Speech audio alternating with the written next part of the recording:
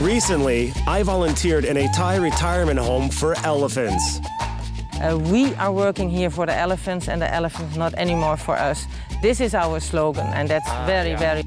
I learned ancient commands to control the elephant. So if I say mani, the elephant will walk towards me, right? Mani. Mani. Doesn't work. I mastered elephant riding. When I was lucky to ride elephants as a tourist, I was sitting on a special throne, of course. It was a different experience. And here it's nice, you know? I visited the elephant washing. It only seems like fun. In reality, it's a necessary procedure for elephants. And I learned how to say goodbye to elephants. Mali is a beautiful female elephant. Are you crying? Don't cry. Maybe I'll come back to you.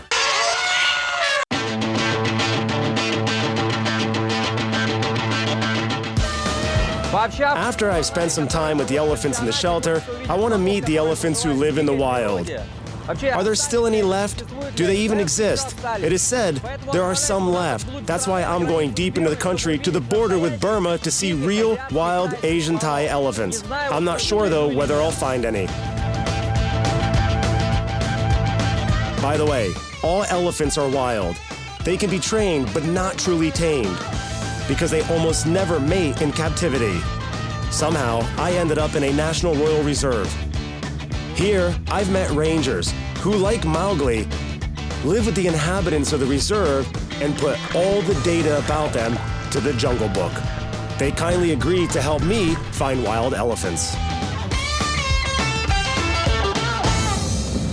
Somewhere deep in the national park, we are searching for an elephant, or more precisely elephants, because female elephants get into herds of 15-20 animals and migrate with elephant calves in search of food in a certain area, and male elephants live separately.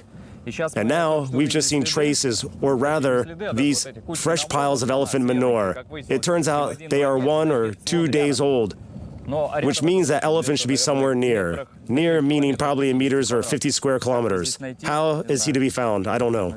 But it seems like they do.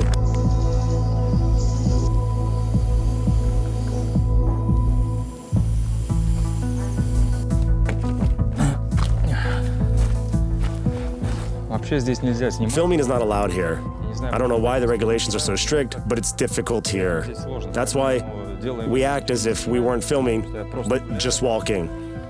And I've been promised that there are elephants in this particular place. I can't see elephants yet, but you can clearly see a lot of wildlife here.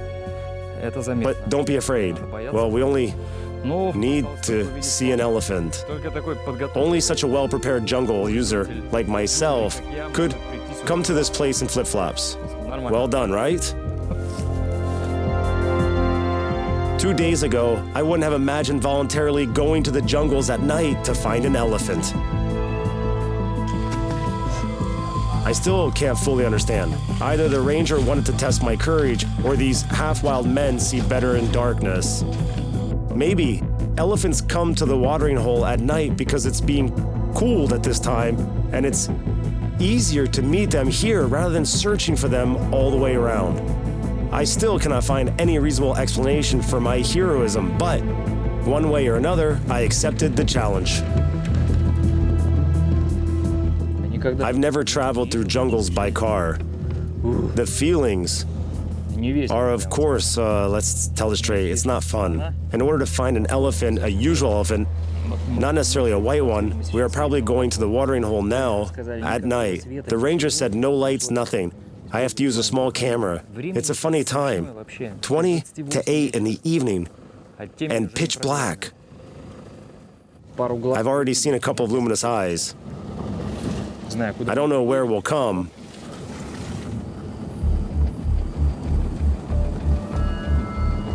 I'll now try nothing can be seen, but I hope to see an elephant tonight. Any elephant. Oh, there's something. Nope, nothing. But after half an hour... Did you hear it? Elephants. Elephants. There. Uh-huh.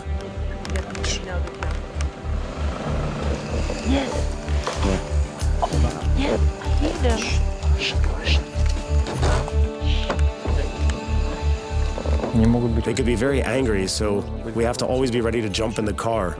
Jump in the car and run away. The male should be big. The ranger has told me that elephants can be aggressive because November and December is their mating period. Testosterone, you know, and the consequences can be very unpredictable and dramatic. In the shelter where I took care of the retired elephants, they didn't mention it for some reason. Adventures. I wanted some adventures. We've approached the watering hole where elephant traces could be found. And we haven't even noticed the movement behind the branches. But unfortunately, or fortunately, we didn't see any animals. Listen, the elephant, or Chang, or Sloan, can easily flip this truck over and trample everyone to death if he wants.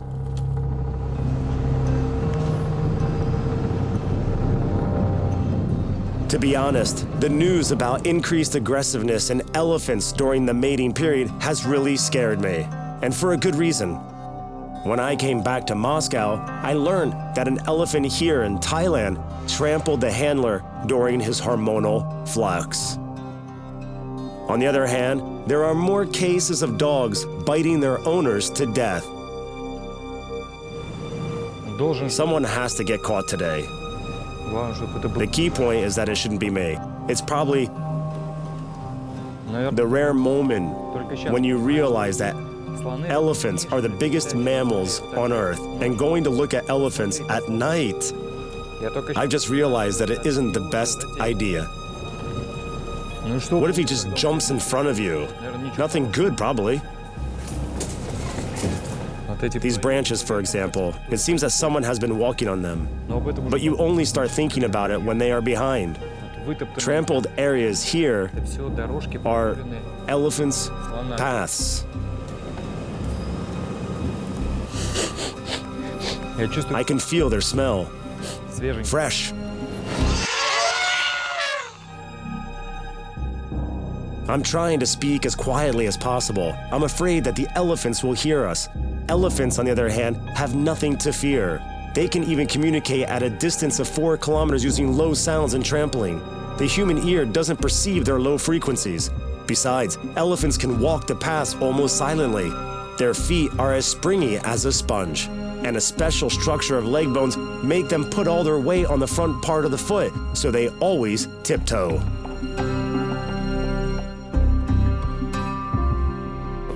There are many stories of how elephants approach people from behind without them hearing anything.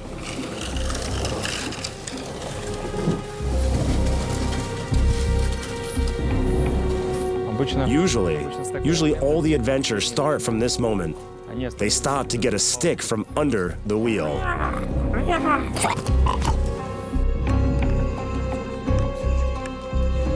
Now, I can't understand how we survived in the jungle at night, as apart from herbivorous aggressive elephants, there are a lot of carnivorous predators.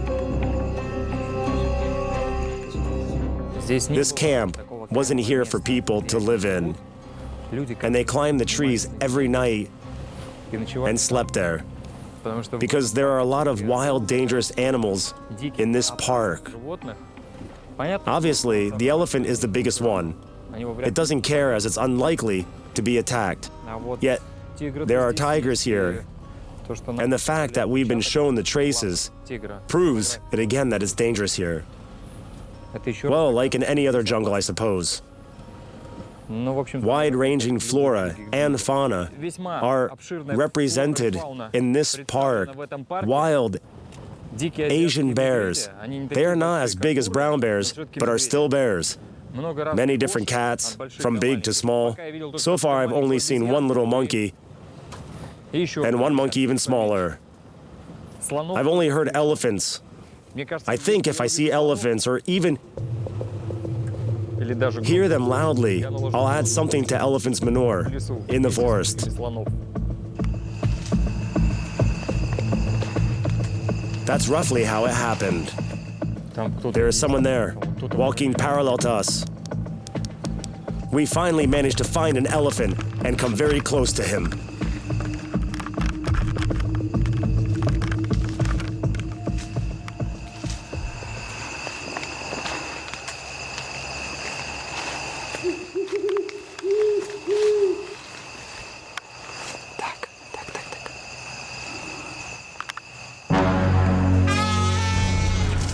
But we didn't start a dialogue, because when I noticed his movement towards me, I rushed back to the car losing a camera accumulator, a torch, and about 2,000 nervous cells. No, I'm not a coward, but you understand. And even now, watching this again, I can't answer the question, what did I want to achieve searching for wild elephants in the jungle? Probably to understand how different are wild and tamed elephants, how these animals are changed by interacting with people. The battery is dying, but I hope I'll have enough time. Just a couple of words about seeing a real, living elephant. Well, I've had enough time to say the key things. On the third day of me being in Thailand, I went to the jungle with a local forester and rangers, spent almost 2 hours there, met an elephant, and luckily survived. But I'd advise you against repeating it. It's really dangerous for life, especially in November, December, when the elephant's mating period starts, and some of them become aggressive and unmanageable like a bus with a broken steering wheel and brakes.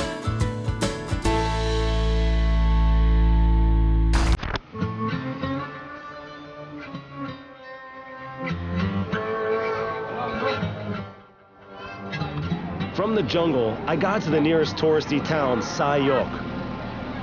And here, I've understood that I will never view the usual entertainments for visitors as positively as I used to. But how multifaceted and many-sided Thailand is. It's clear that tourism brings enough money, but now I'm looking at the elephants that work here. And you know, guys, I kind of pity them, because how many? 2 days ago, I was told elephants shouldn't carry people on their backs. It can only handle 80 to 100 kilograms. Well, clearly a grown male can carry more, but still, it hurts him. It's like putting something on your back, not on your neck, but on your back. It's painful.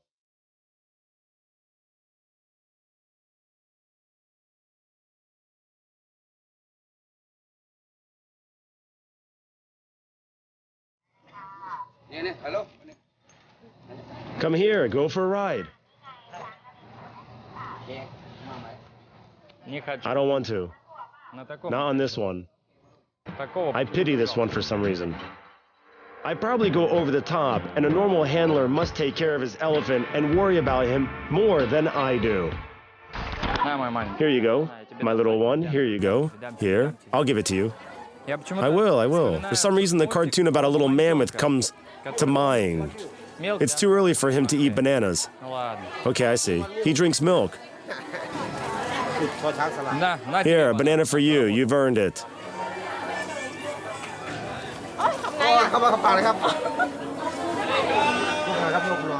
It's like a motorcade of generosity. Well done. You fed the elephant calf. You better buy him his freedom. And I cannot stop feeling that the people in the elephant's shelter were animal saviors, and here they are some sort of exploiters. How many times they walking around? 500 baht, я понял. How many times elephant go? 1 day? 1, 2, 3, 4. How many times? 5, 6, 7, 8. Простая арифметика. Simple arithmetic. One can earn 4,000 baht per day with one elephant. It's how much? Almost 86 euros? Around 79 euros? Per month. They work 7 days a week. Not bad. Not bad at all.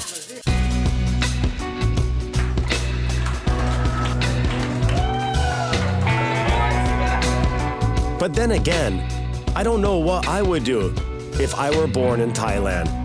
If I had to feed my family. I'd probably entertain tourists too. It's impossible to imagine modern Thailand without elephants. Elephants are a wonderful, beautiful symbol of this smiling, beautiful country. A symbol like islands, sea, sun, and smiles. And that's why I am looking at these elephants and understand that it's wrong to a degree, but tourism is one of the main parts of the life of Thais and the country as a whole. That's why there is no tourism without elephants, sadly. And talking about the ethical aspect, well, I think that Thais love their animals more than they hate them.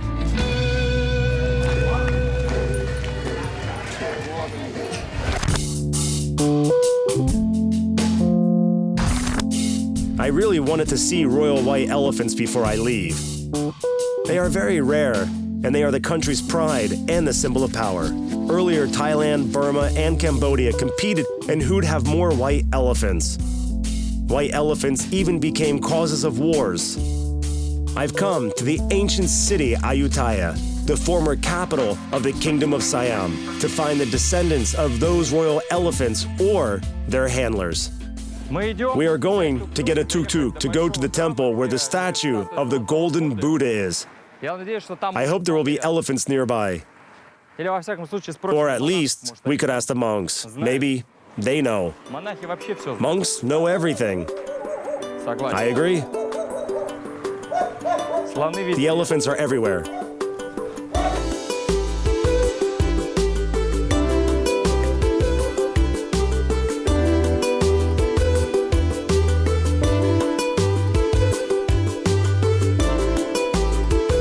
White elephants are not necessarily albino, but they need to have at least 50% of their body covered with pale spots. Here, this one. 50, I see. 52 means we are here. Those are not the elephants we seek. We want royal elephants. Royal, right? Royal elephant.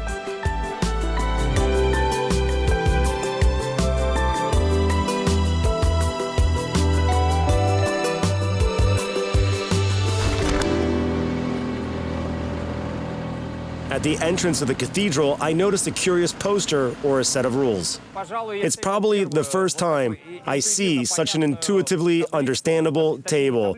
Even not a table, but guidelines on how to approach elephants. It's very easy. The main rule is to always be in front of the elephant, never behind it. Always look it into the eyes and don't crouch in front of an elephant. Always try to be higher than him. Well, of course, be careful with children and peace, friendship, and love with elephants. The final picture. And joking aside, don't beat baby elephants. Elephant calves. Don't push them. Do not push the baby elephants. And here is a handler who it seems to me could be a descendant of ancient Siam. And the white spots on this elephant's trunk are suspicious. But as I got into an argument with local police because of the camera, I didn't have a chance to properly talk with this very interesting man, unfortunately.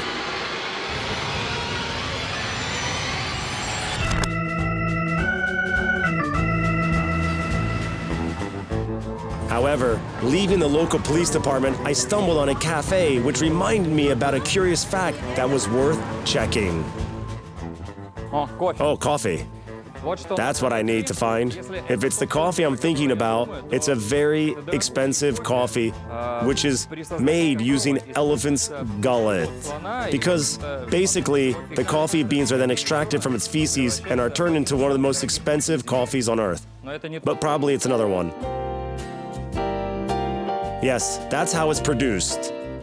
It is said this coffee is distinguished by its mildness. Protein responsible for the bitterness breaks down during the digestion process, and only the pure taste of coffee beans is left. That's why, when I returned to Bangkok, the first thing I did was try to find a place where I could taste it. And if possible, bring back to Moscow so that I can shock my friends with this elite coffee. Elephant drink coffee? No, not elephant drink coffee. Elephant and coffee. Elephant make coffee. Elephant eat coffee. And then eat coffee. Make coffee, right? Yeah, you know? Oh yeah. Yeah? Where I can find it? I'm not sure, but Okay, it's not here. but But anyway, I found some addresses where I can find this coffee. And not just find, but also taste.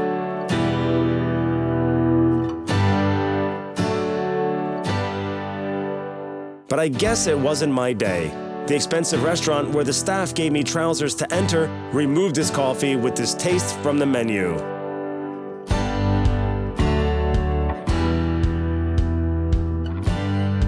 But surprisingly, I managed to taste this expensive coffee at almost a petrol station.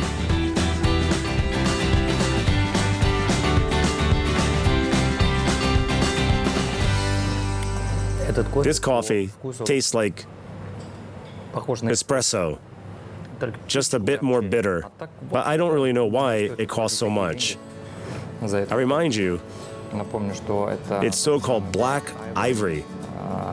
The coffee you cannot get without elephants. Well, cheers, friends.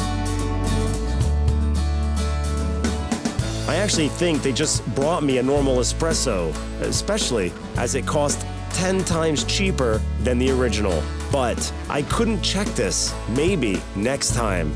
And now it's time to go home.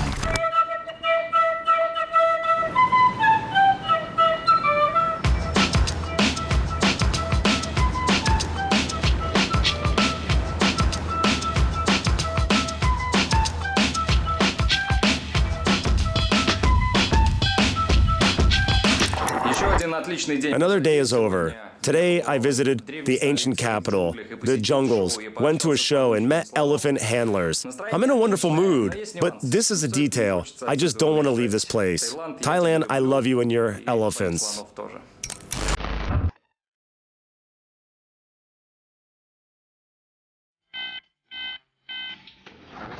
Before leaving, I walked the familiar streets and was surprised that Bangkok looks more like European capitals. There is less litter here now, fewer special smells I like so much, and fewer elephants.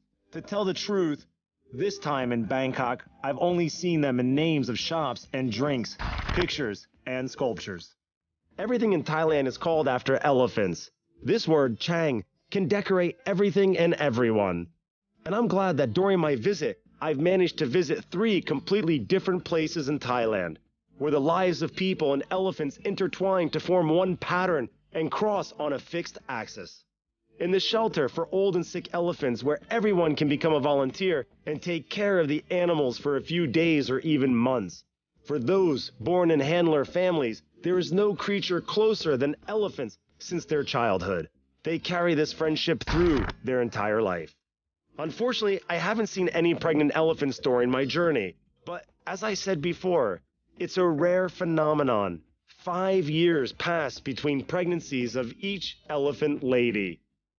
And the elephant pregnancy itself lasts almost 3 times longer than a human one, 22 months. I love Bangkok, and I'm always sad to leave this city. There's absolutely everything in Bangkok, but this time I haven't found any elephants.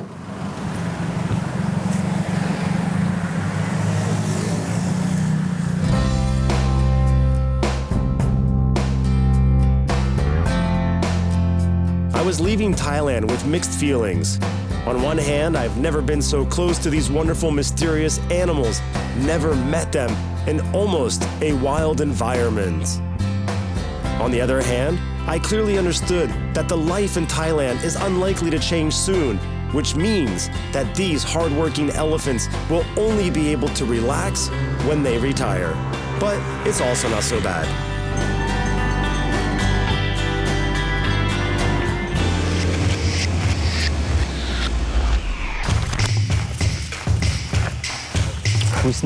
Delicious.